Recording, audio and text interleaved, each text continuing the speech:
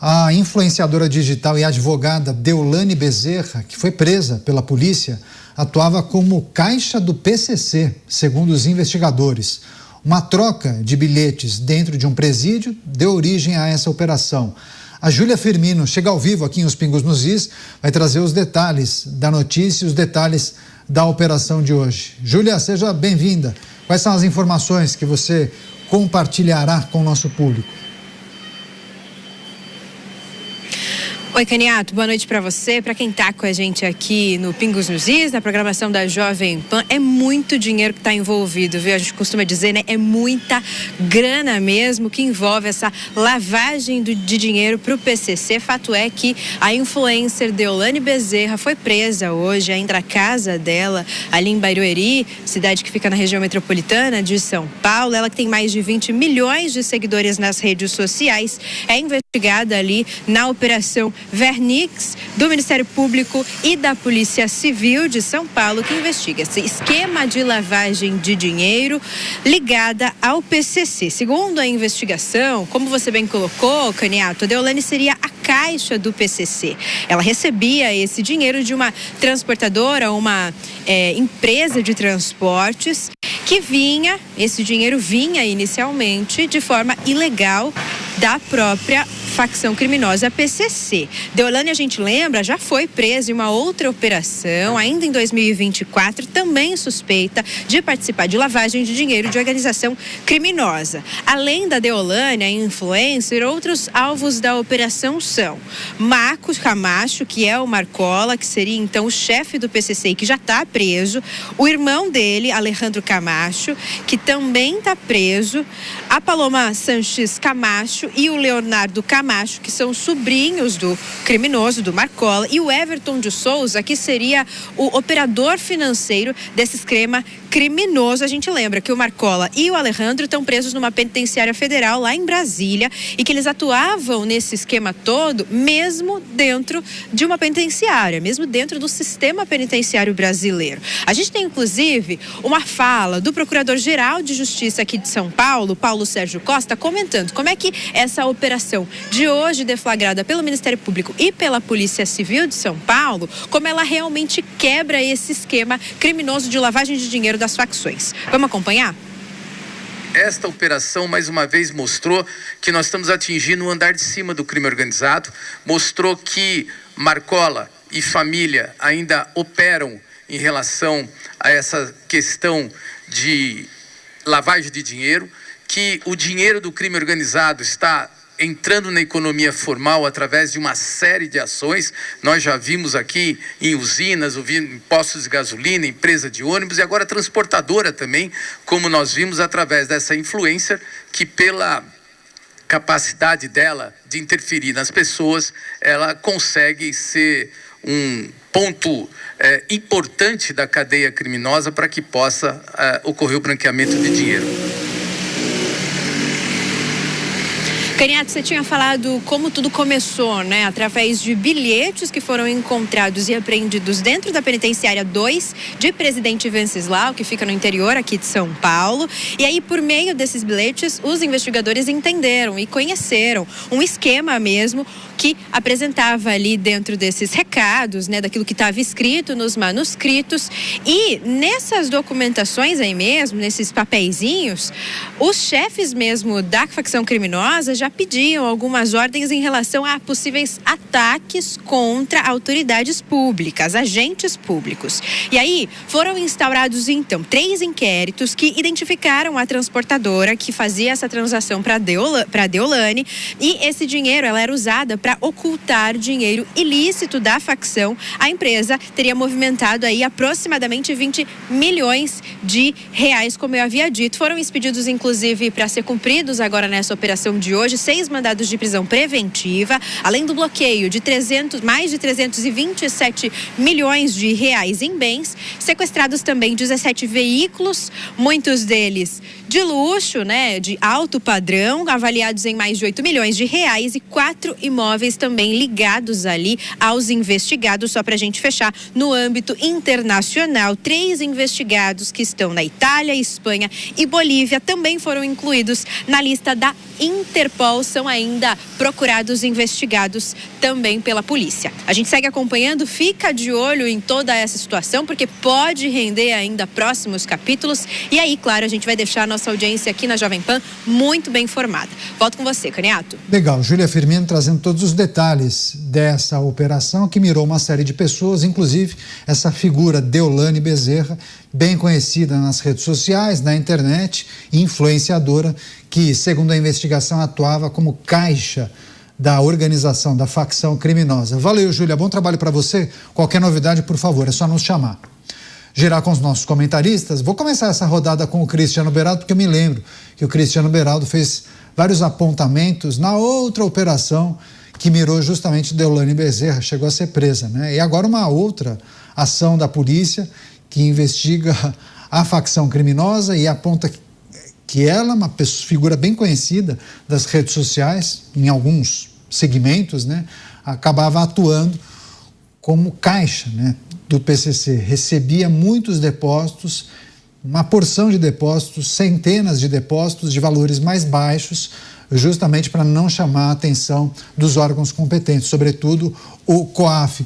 Você, Beraldo, quais aspectos dessa operação e dessa estratégia das facções criminosas nós devemos considerar? Porque há algumas semanas noticiamos uma ligação da facção criminosa com funkeiros, com músicos, com figuras que atuam no segmento do entretenimento. E agora, Deolane Bezerra detida. Segundo as apurações, atuava como caixa, né? Ajudava inclusive nesse processo de lavagem de recursos. Quais apontamentos devemos fazer a partir dessas informações? Você vê que tem esse perfil da ostentação, não é, Caniato? Todas essas figuras citadas, elas estão aí nas redes sociais, recebendo também apoio de boa parte de veículos de imprensa, sites de fofoca. E aí essas pessoas absolutamente desimportantes, que não têm qualidade musical, não têm qualidade artística, não têm qualidade profissional, estão longe de serem referências nas suas respectivas áreas de atuação, mas de uma hora para outra tornam-se fenômenos, tornam-se pessoas relevantes. E a gente vê o caso dessa moça, que eu nem sei o que faz, mas fica aí andando de carros de milhões e milhões, e viagens, e isso, e fotos, e ostentação e tal. Esse dinheiro vem da onde? Porque as pessoas que a gente conhece, mesmo as pessoas que estão na internet, nas redes sociais, que estão trabalhando arduamente para terem relevância, para que possam viver do seu engajamento nas redes sociais, essas pessoas que fazem um trabalho sério, mas suam a camisa, e pelo menos as que eu conheço, não estão por aí ostentando uma vida de bilionário. Só que quando eu olho também, aí tem o outro lado, Caniato, eu olho para essa moça, que eu não conheço, eu nunca ouvi talvez essa moça falar. Mas me desculpa, eu não acho provável que uma figura dessa seja caixa do PCC. PCC hoje é uma organização multibilionária e multinacional que certamente exige e conta com uma estrutura de gestão financeira extremamente sofisticada. Então essa moça aí, ela no máximo, ela operava alguma coisa em que ela havia uma oportunidade de tomar uma grana de alguém e era usada aí por essa mega estrutura, mas eu olhando, né, a dimensão que se dá para essa moça, eu não contrataria essa moça para absolutamente nada numa empresa. E o PCC, que hoje já tem certamente um departamento de recursos humanos bastante avançado, vê nessa figura aí um instrumento de manobra. Então também não vamos achar que pronto, pegamos agora o caixa do PCC, porque sinceramente não me parece crível essa conversa. Pois é, só para registrar para a nossa audiência, ela já tinha sido detida em 2024, no mês de setembro, em Recife. Nós noticiamos aqui, inclusive, na programação da Jovem Pan, mas foi durante uma outra operação, Operação Integration, da Polícia Civil de Pernambuco, que investigava à época um suposto esquema de lavagem de dinheiro, lavagem de recursos e jogos ilegais envolvendo casas de apostas.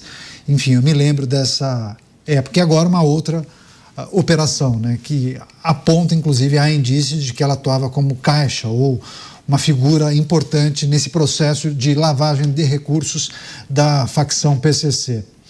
Deixa eu chamar o Roberto Mota, que sempre traz apontamentos e informações importantes a respeito do funcionamento do crime organizado, que tem se aproximado de figuras improváveis, né? Nesse momento, a gente destaca artistas, influenciadores digitais. Qual é a lógica? Essas figuras acabam movimentando muito dinheiro por conta, sei lá, de contratos, e o crime organizado identifica essas figuras e acha que, por elas terem muita movimentação, podem ajudar a facção a lavar esses recursos. Enfim, muita gente fica em dúvida, né? Por que essas figuras acabam se apoiando e ajudando em algum momento a facção?